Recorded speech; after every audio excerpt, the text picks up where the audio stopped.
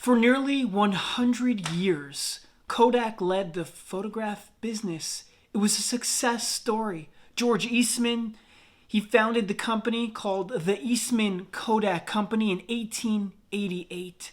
In the world of photography, in the world of videography, this was the top of the line. This was the Spitz. This was, you could call it the iPhones of today. Kodak for 100 years was the place to go for videos, for photography-related matters. They mainly produced film, which was part of their demise and part of their failure ultimately. I'd like to give you the story a little bit of Kodak and what happened. There's a phrase still today used called a Kodak moment. It's a sentimental or charming moment worthy of capturing in a photograph. And we use that term today, although it's becoming more and more obsolete as the Kodak becomes more and more obsolete. Essentially, what Kodak did was they made the use of cameras available for every household. They made cameras that were portable and affordable, not just cameras that were, used by big research labs and companies. That's what Kodak did. They brought the camera to the home of you and I. And just to give you a little bit of a time frame, it was in 1975 when one of the engineers of Kodak, his name was Steve Sasson, he was an engineer working for them at the time, and he invented the digital camera. Now that's great and all, but the executives didn't end up bringing to fruition and fully executing that digital component. They wanted to, they sufficed with what they were comfortable doing. We know what ended up happening. It was just over 10 years ago in 2012 when Kodak filed for bankruptcy.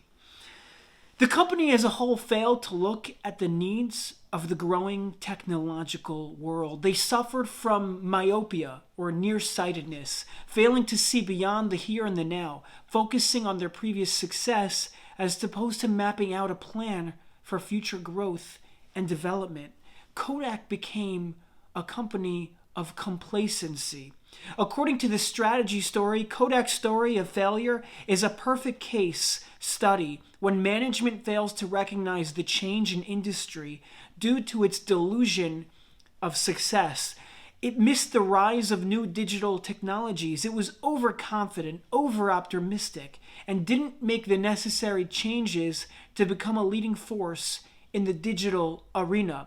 And that left room for other companies such as Fujifilm, Sony, Canon, you name it. They charged ahead in the industry.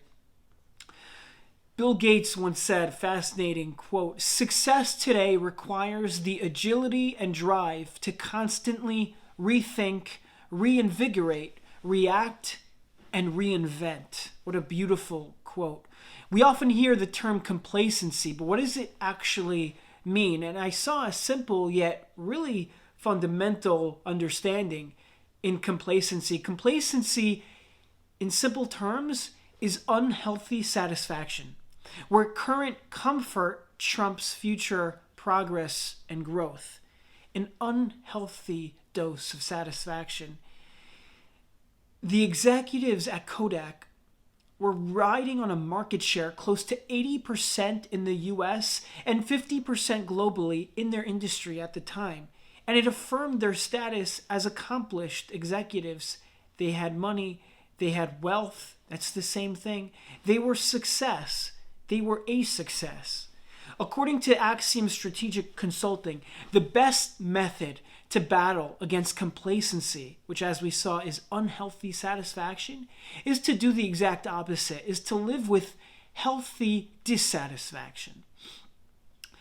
The ability to live with healthy dissatisfaction is what we call in Yahadus, in Yiddishkeit, humility.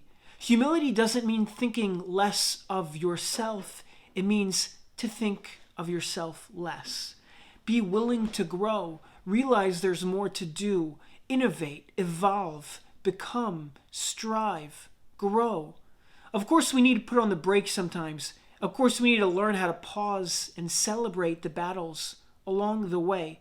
But no matter what, No matter how many shiurim we attend, no matter how many mesechtos we finish, no matter how many celebrations we experience, and we should experience them, we realize that these are battles that we won. But the war is not yet over. There's something more to do, and as long as we are alive and breathing, that means there's more to do and accomplish. Enter Yisro. The Torah tells us, Vayishma Yisro Kohen Midyan. Yisro, the priest of Midyan, heard. Heard what? He heard about Hashem and what he did for the Jewish people. He heard a deep calling within to change.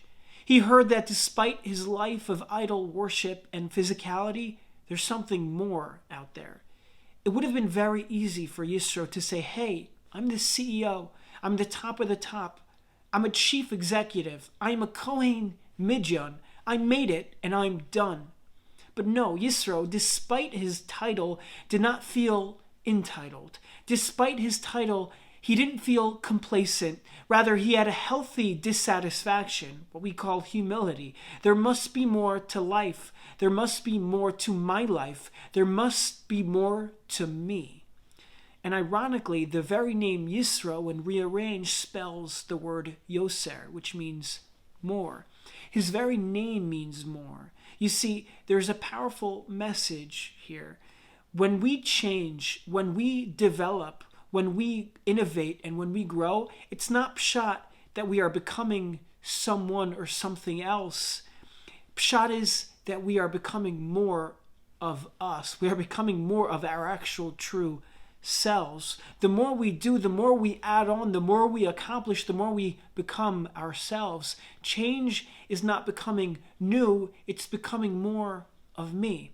The term nearsightedness, which means you can see clearly up close, but things that are far away are blurry, is called myopia. Isn't that interesting? Myopia, M-Y-opia. You know, it's true, it's scientific and it's biological, but perhaps it's also figurative and emotional. You see, people who can only see right in front of them, people who get stuck in the egocentric version of myopia, they become nearsighted. They can only see what's right up and close in front of them. They see their titles, they see their accomplishments, their successes, but they fail to see beyond that. Their vision of greatness, their vision of moving forward, their vision of change and growth becomes severely hindered and limited. Let's be like Yisro. Let's humble ourselves to be willing to grow and change and realize that the more we do that, the more we are actually becoming in tune with our true selves and our mission on this world. And let's remember, titles are great, they're wonderful, and they're sometimes even important. But let's not allow our titles to make us feel entitled. Let's not let our past success hamper our ability to see future growth. Let's not stay hindered in a state of spiritual myopia, failing to see beyond what's right in front of my prestige and success. Kodak failed because they suffered from complacency. The true Kodak moment in history was when Yisro was Vayishma Yisro, and he was willing to hear, willing to grow, willing to do more and be more. That is the most picturesque, the most amazing Kodak moment, and we can all create our own Kodak moments in our lives, moments of success, moments of growth, but we need to be humble in order to do that, and we need to live with an attitude not of I made it, but one of I am making it. Thank you so much for listening and tuning in to another episode of the Torah Sparks podcast. If you enjoy this content, please rate, please leave a review, and what can I say? Have a fantastic Holy Week. Oh, I almost forgot to mention, if you didn't join yet, our new Motivate chat, it's a place we post videos and inspirational, meaningful, motivational content. Definitely reach out to me and I'll be happy to add you. Wishing you an amazing rest of your week.